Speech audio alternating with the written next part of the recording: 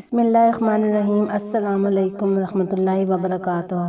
عزیز بہنوں اور بھائیوں، آب حیات بائی صفا ہانیہ کی طرف سے آپ سب کو خوش آمدید۔ امید ہے ناظرین آپ سب خیریت سے ہوں گے۔ اللہ پاک آپ کو ہمیشہ اپنی خیریت اور عافیت میں رکھے۔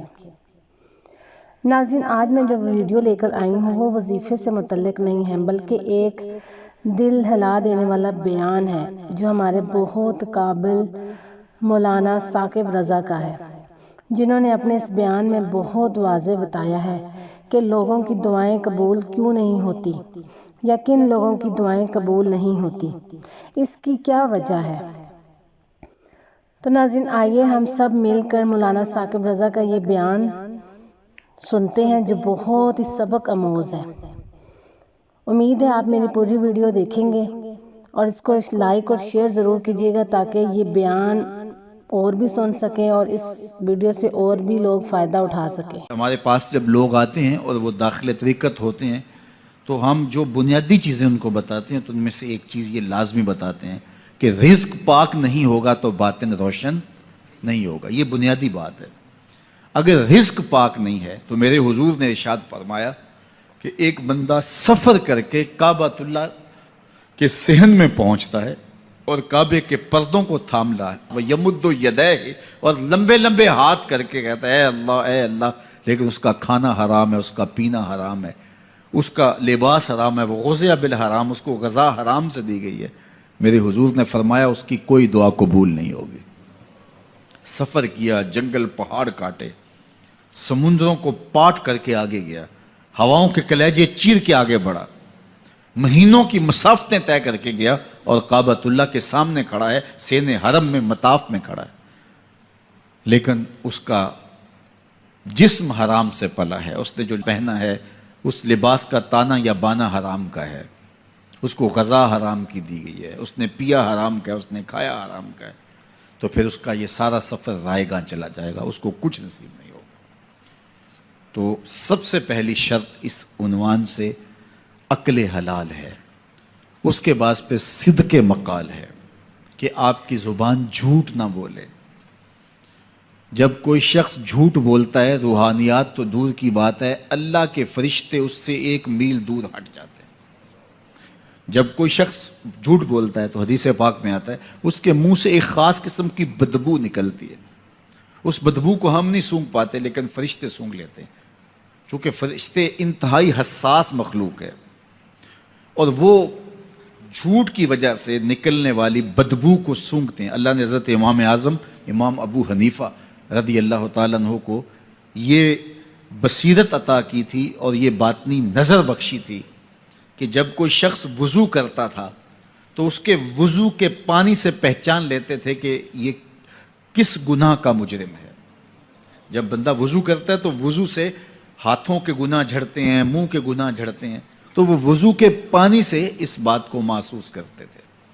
اللہ نے ان کو وہ بصیرت عطا کی تھی، لیکن انہوں نے اللہ کی بارگاہ میں عرض کی مالک مجھ سے یہ چیز چھین لے، یہ چیز مجھے نہیں چاہیے۔ لوگوں کے بارے میں جو ہے وہ ایسا گمان پھر پیدا ہوتا ہے۔ تو فرشتوں کو اللہ نے وہ حساس جو ہے وہ پاکیزہ وجود دیا اور ان کی حس ایسی ہے کہ وہ بدبو جو انسان بولتا ہے اور لفظوں سے جو اثرات نکلتے ہیں وہ محسوس کرتے ہیں۔ تو جب کوئی شخص جھوٹ بولتا ہے تو اس کے جسم سے، اس کی زبان سے جھوٹ کے ساتھ بدبو نکلتی ہے، اللہ کے فرشتے 1 میل دور تک پیچھے ہٹ جاتے ہیں۔ تو مجھے بتائیے جو شخص جھوٹ بولتا ہو کیا اسے کوئی روحانی مرتبہ مل سکتا ہے؟ یہ سوچا بھی نہیں جا سکتا، یہ امکانات سے ہی نہیں ہے۔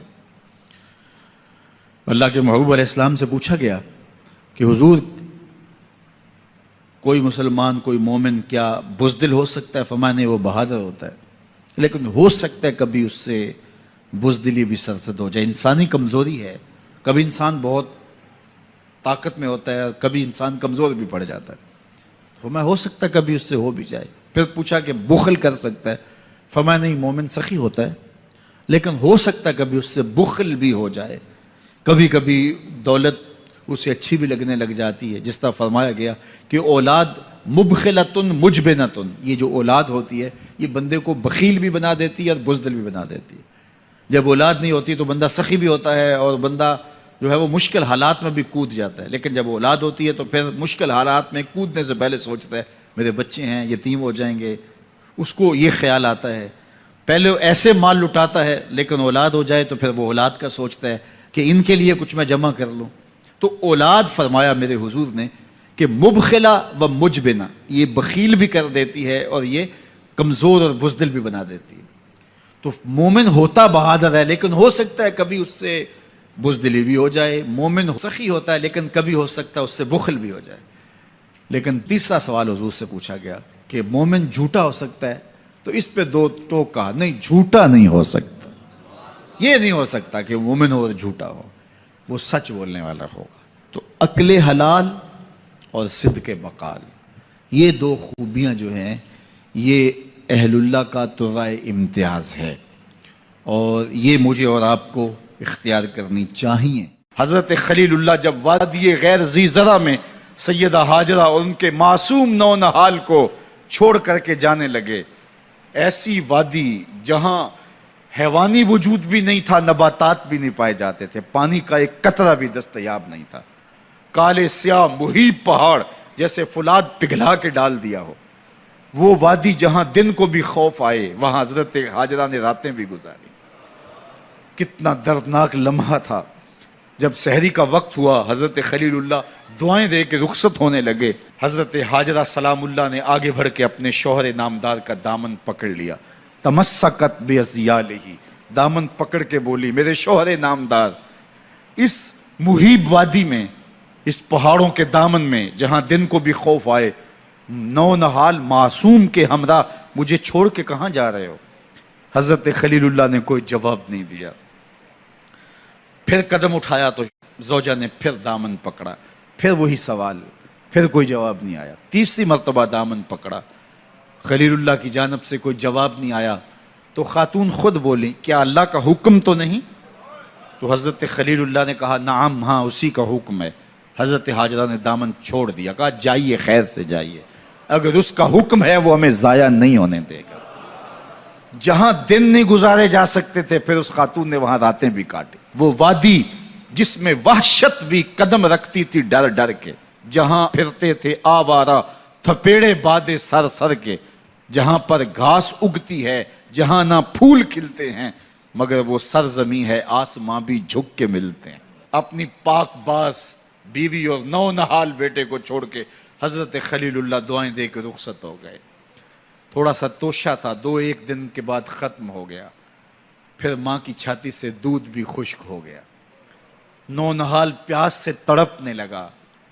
ماں تو پھر ماں ہوتی ہے، تڑپتی ہوئی ممتا کا دل بے قرار ہوا. ایک پتھر کے سائے میں معصوم اسماعیل علیہ السلام کو لٹایا اور پانی کی تلاش میں جبل صفا پہ چڑھی. اطراف میں آسمانوں کی طرف دیکھا، کہیں کوئی پرندے اڑتے دکھائی دیں اور پانی کا نشان ملے اور میں وہاں سے بیٹے کے لیے 2 بوند لے آؤں، لیکن کچھ دکھائی نہیں دیا. تا حد نظر پھیلا ہوا آسمان ہی آسمان ہے اور پہاڑ ہی پہاڑ نیچے دکھائی دیتے ہیں. پھر مروہ پہ آئیں، درمیان میں نشیبی جگہ تھی، وہاں بیٹے کا من موہنا چہرہ دکھائی نہیں دیتا تھا. دوڑ کے گزری اور جا کے صفا پہ گھوم کے دیکھا، کچھ نظر نہیں آیا. ادھر بھی دیکھ لیا ادھر بھی دیکھ لیا، لیکن ماں تھی. پھر دوبارہ صفا پہ آئی، صفا پہ دیکھا کچھ دکھائی نہیں دیا. پھر تڑپ کے مروہ پہ آئیں، وہاں پھر دیکھا کچھ دکھائی نہیں دیا. پھر صفا پہ آئی، کبھی صفا پہ کبھی مروہ پہ. تڑپتی ہوئی ماں کی ممتا، بے قرار دل. ادھر پانی کی پیاس سے تڑپتا ہوا معصوم اسماعیل پتھر کی اوٹ میں. درمیان سے ماں گزرتی ہے تو بھاگ کے گزرتی ہے کہ بیٹے کا من مونا چہرہ بھی نگاہوں کے سامنے رہے. ذرا منظر تو دیکھو کتنا دل آویز ہے. اللہ اکبر، سینوں میں پتے پانی ہو جائیں، پتھر بھی ہو تو پگھل جائے اس زہرہ گداز داستان سے. لیکن اللہ پر توکل اور ماں کی بے قراریاں، کبھی صفا پہ کبھی مروہ پہ، زبان پہ شکایت نہیں ہے. پھر جب مروہ پہ پہنچتی ہیں 7 چکر مکمل ہو گئے تو ادھر کیا دیکھا کہ معصوم اسماعیل ایڑیاں رگڑ رہا ہے. ماں کا دل ڈولنے لگا کہ بیٹا آخری لمحوں میں. دوڑی کہ بیٹے کو جا کے اپنی چھاتی سے چمٹاؤں، ہو سکتا ہے 2 قطرے دودھ کے اس کی زندگی کی آس بندھا دیں. تو ماں دوڑتی ہوئی آئی، لیکن جب قریب آئی تو منظر بدلا ہوا تھا۔ معصوم کی ایڑیوں کے رگڑنے سے تازہ چشمہ پھوٹ رہا ہے، پانی ہے کہ بے قابو ہونا چاہ رہا ہے۔ آگے بڑھی، جلدی جلدی مٹی کی منڈھیری کرتے ہوئے کہا زم زم رک جا رک جا۔ اللہ اکبر۔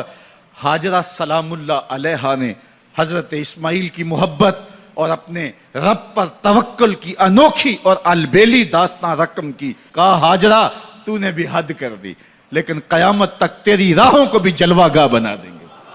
یہاں نبی بھی دوڑیں گے، ولی بھی دوڑیں گے، غوث بھی دوڑیں گے، قطب اور ابدال بھی دوڑیں گے، شہنشاہ بھی دوڑیں گے، کج کلا بھی دوڑیں گے۔ یہ دوڑنا ہم عبادت بنا دیں گے، حتیٰ کہ امام الانبیاء بھی ان راہوں کی سائی کرتے رہے۔ عجیب رنگ، عجیب منظر اور عجیب کیف کا عالم۔ اچھا، یہاں رک کے ایک بات کرنا چاہوں گا، اگر آپ کی توجہ ہو، جہاں حضرت ہاجرہ دوڑیں اور ان کے مبارک قدم وہاں لگے اور لگ کے ہٹ گئے، عارضی نسبت ہے، مستقل نسبت نہیں ہے۔ جہاں ان کے قدم لگ کے ہٹ گئے وہ جگہ تو جلوہ گاہ بن گئی، اور جہاں حضور خود جلوہ فرما ہیں وہ گنبد خضرا جلوہ گاہ کیوں نہیں ہو سکتا ہے؟ اب یہ پانی جہاں حضرت اسماعیل کے قدم لگے، یہ پانی دنیا کا عظیم ترین پانی ہے، اور پھر اس کا پروٹوکول یہ ہے، اس کو کھڑے ہو کے پیا جاتا ہے۔ یار یہاں بھی رک کے ایک بات کہہ دوں، حضرت اسماعیل کے قدموں کو چھونے والے پانی کا پروٹوکول ہے کہ اس کے لیے کھڑے ہو جائیں، اور حضرت اسماعیل مسجد اقصیٰ میں جس کے پیچھے کھڑے ہو کے نماز پڑھتے ہیں، اس امام کے لیے کھڑے ہو کے مصطفیٰ جان رحمت پہ لاکھوں سلام پڑھ لیں تو اس میں شرک کہاں سے آ جائے گا؟ تو یہ تکریم ہے، یہ عزت ہے اس پانی کی کہ اس نے حضرت ذبیح اللہ کے قدم چھوئے ہیں۔ تو یہ سارا حج، اللہ اکبر، ہمیں ہمارے ماضی سے جوڑتا ہے۔